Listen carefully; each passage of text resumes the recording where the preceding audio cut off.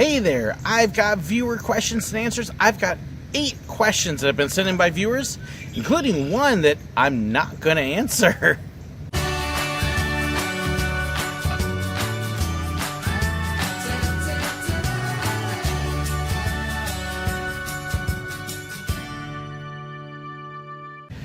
I get sent questions from viewers all the time, which I absolutely love. Some of them have turned into fantastic video ideas, but I've got some that they're just not quite enough for a whole video. So I have 8 questions here that viewers have sent me that, while each one individually isn't worth a whole video, I thought it'd be fun to put them all together. Now, if you're looking going, well, this isn't your normal background, I am actually at summer camp right now with a whole bunch of teenagers. I'm out on Lake of the Ozarks, which there you go, you can see it a little bit behind me. So you may be hearing boats roaring by and water splashing and stuff like that. Beautiful day out here, though. But let me go ahead and jump right into the questions, and that way you know where I am and what's going on, too. The first one I have is from Anthony Davanzo. Hope I said that right. And to sum up his question, he basically asks, why don't cast members eat or drink on stage in front of guests or use the guest restrooms? Well, this will vary a little bit from park to park. At Silver Dollar City, we did occasionally use the guest restrooms or would buy our food on stage. But at Disney, it was a big, huge no-no, was not allowed. At Busch Gardens, we didn't generally use the guest facilities either. There's really a fairly simple reason as far as Disney's explanation for it.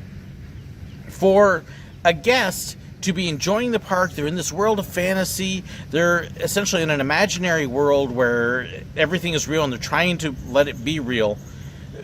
As soon as you see a cast member using the restroom, washing their hands, or ordering food and then sitting down and eating it, it kind of breaks the immersion and takes down the curtain a little bit, and all of a sudden what you think of as a fantasy, oh wait a minute, that's right, it's not quite as real as I thought it was, because here's that person that I thought was this character in this great role as a streets person, and all of a sudden they're just kind of doing the normal thing that the rest of us do. As weird as it sounds, it's a way to help preserve the theme and the image and the fantasy and the world. If you ever go see a play or a production, you generally don't see those things unless they're part of the story. And at a theme park, while you eating is part of the story, the employees eating isn't. So that's basically kind of the complicated reason as to why. That, and for many cast members and employees, their breaks when they're going to be eating is a time to get away from the guests. As much as many of us like the guests and working with them, it can be overwhelming, and you need those breaks, those pauses, those times away to be able to actually enjoy your whole day, just to kind of get a break. Ooh, that sun is getting bright, so I'm going to crank this around just a little bit and give you a different angle. But that's basically why you don't see the employees and cast members out in breaking with the regular guests and doing their kind of thing that way. So I hope that explains that and helps it make a little bit more sense. Tom Pollock asks, did you ever see guests get physical with another guest or cast member? What does Disney or any other theme park do for the protection of guests or cast members in these situations? I can honestly say I was blessed in that I never saw a fight. The closest I ever did see was actually a little boy and a girl, a brother and sister, messing around, and one of them karate kicked the other one right in the mouth. It's like, ow! And it was just kids being kids. It wasn't an actual fight. I did have one time at Silver Dollar City when I was in the robber shack. I was out robbing that day, and they had a fight at the train station, and we heard about it on the radio. But I never actually had to deal with one in person, which was really nice. They do give you some training on how to deal with it, and it can probably be summed up with one word: diffuse. Try to calm the guests. Step in between maybe if you need to, but generally try to just diffuse the situation, separate, calm them down, do whatever it takes. Call security if you need to. Security is really the one with special training, and you would be surprised how much security there is in those parks that you don't see. Security's everywhere, and so they can usually be on scene for something like that fairly quickly, especially if you pull out a radio call. If you put a radio call and Different parks have different codes. They can get them down there.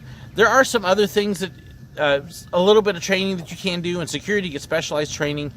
A little bit of which I'm familiar with, not all of it, but some of it too you almost don't want to share, because then people, if they're really intent on causing trouble, if they know the steps that you're going to take, well, then they're going to try to work around that. Fights and generally things like that are very rare, and they get diffused pretty quickly most of the time. If it gets beyond that, part of it too will depend upon your role. A lot of cast members will step into the role of trying to keep other guests away, to contain it to just a small area. And so you'll see that sometimes in the videos if you know that there's a fight somewhere at Disney, and you're going to see all these cast members all of a sudden almost for this wall to keep people away. And that's what they're doing, is they're essentially trying to make sure that the problem doesn't grow and get worse and keep other people from getting involved in it. So that's kind of what we do. And like I said, I was blessed. I never really had to do that. Rosemary Audrey Breckles asks, how safe are the rides? Very safe, Rosemary. What a lot of people don't realize is how much time and effort goes into taking care of those rides and keeping them safe. The roller coasters, the maintenance crews actually will walk those tracks every single day to make sure that everything is working correctly. Every single ride is fully inspected before it can open for the day. And they're going through and they're checking for loose nuts and bolts and things like that. So for an accident to happen is extremely rare. You are far more likely to get into a car accident on the way than you are to get into an accident of any sort at the park. The other thing that's very true is well over 90%, I think the actual number is like 96% of all injuries at parks come due to guest problems.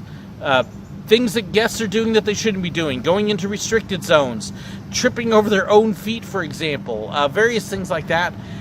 So the vast majority of injuries at parks have nothing to do with the rides other than the fact that the rides are there. They're guests injuring themselves. Some of them are actual health issues. A heart attack, that's not any fault of the ride. So things like that. But the rides themselves are totally and completely safe. You never have anything to fear about the ride itself causing you danger. So it's almost always the guests trying to stand up. Oh, look, I don't want to get wet. Let's stand up now. Okay, that's bad. Don't do that. That's not the ride's fault. That's the rider's fault. Alex Peached. I'm not quite sure how to say that, Alex. I'm sorry. So, if you could steal one item from your favorite ride, what would it be? Well, first off, I don't steal. Stealing is bad. Don't steal. Bad, Alex. No.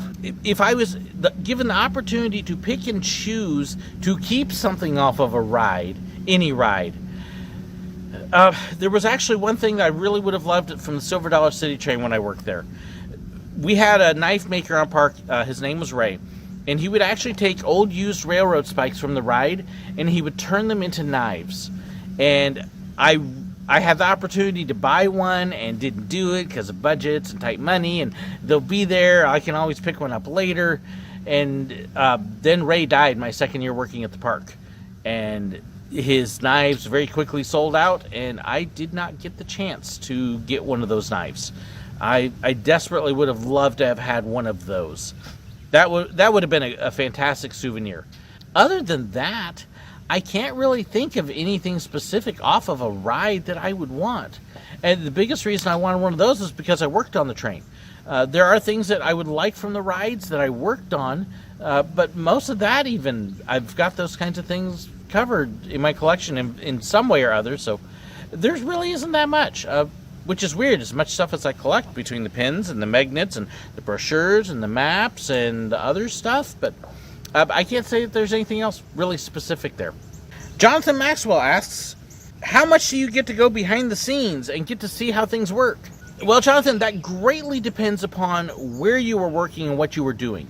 If you are working on a ride, for example, you're going to really get to see behind the scenes of that ride and how it works. When I worked on Rhino Rally, I got to see how the whole entire ride worked, how the water portion worked, how it turned on and off, and the way all the mechanical systems worked and what it looked like to how they tried to make it look real. But that was because it was part of my job.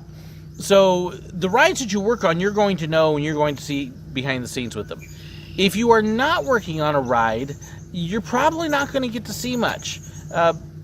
You basically stick within your departments, and there oftentimes aren't a whole lot of opportunities to go into other areas. Disney did offer some tours for cast members where you could go, say, behind the scenes of Haunted Mansion or Spaceship Earth, but they were rare tours. You had to get into the small group that was allowed to do it, and it was kind of a unique opportunity. And I tried to get into a couple of those and never quite made it. They actually canceled one I was supposed to do, and the others were always full before I get a chance. You do get to see some things just walking backstage, and of course you'll learn different operations depending upon what your department is. But as far as like the mechanics of the rides and stuff, unless you're working on the ride, you're probably not going to get to see that. Haley Comer asks, does Disney allow you to pick where you work at which land area of the parks? Sort of. And this is true for all the parks that I worked at. We were allowed to pick and choose kind of the department, and sometimes the first ride. When I applied for Rhino Rally, that one I applied for specifically.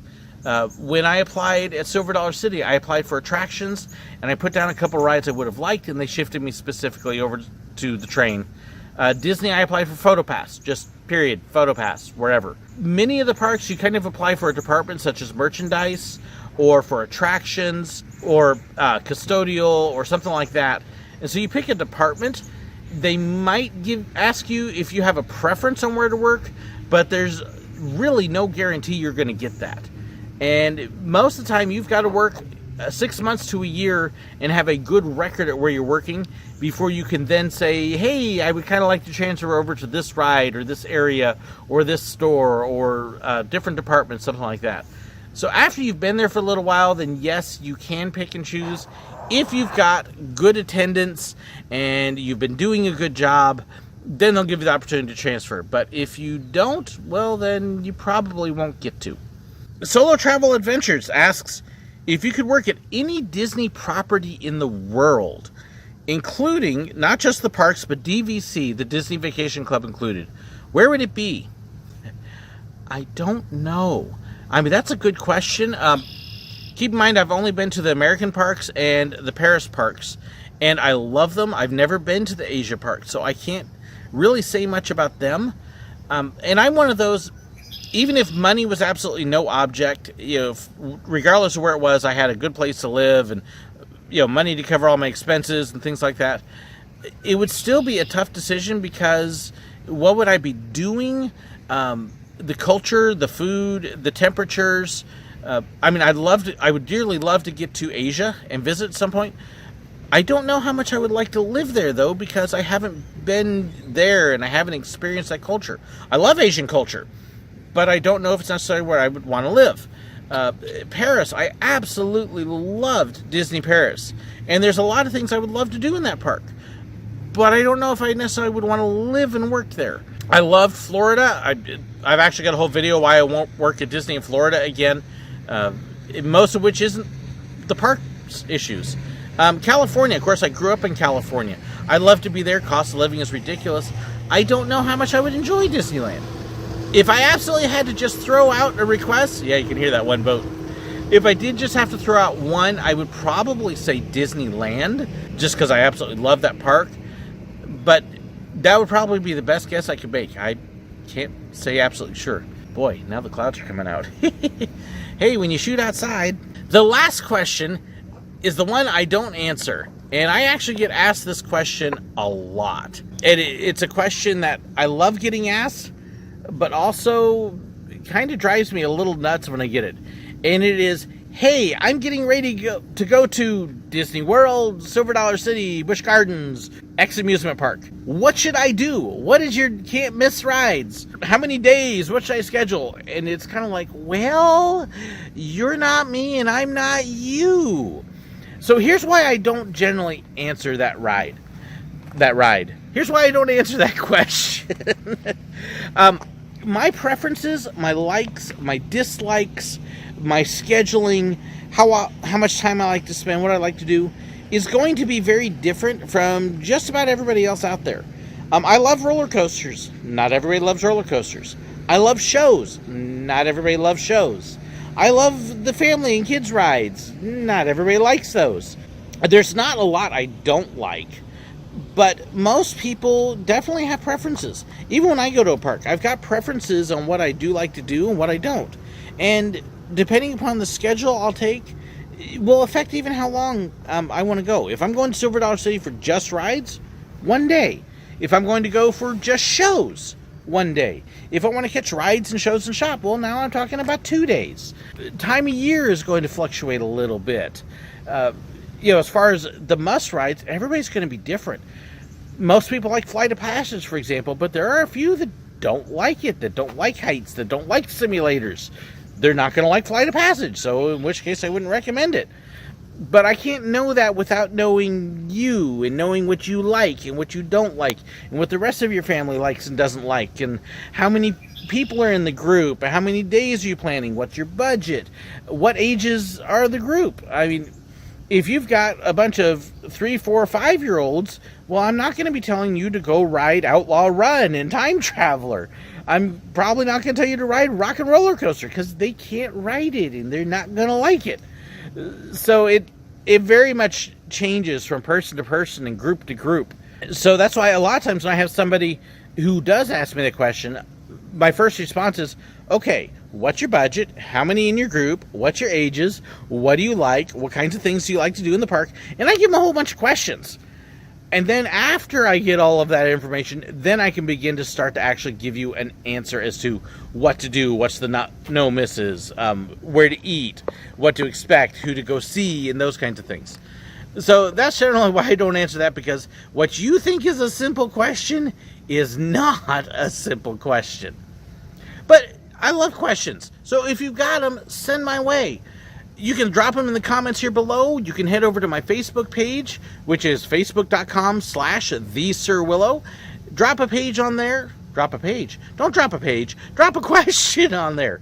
You can also send a question to me on email at sirwillow@gmail.com and various things like that. So if you got questions, I would love to hear them. Share them below. If you didn't like my answer to a question or you got a better one, share it in the comments below as well. Thank you so much for watching and have an awesome day. God bless.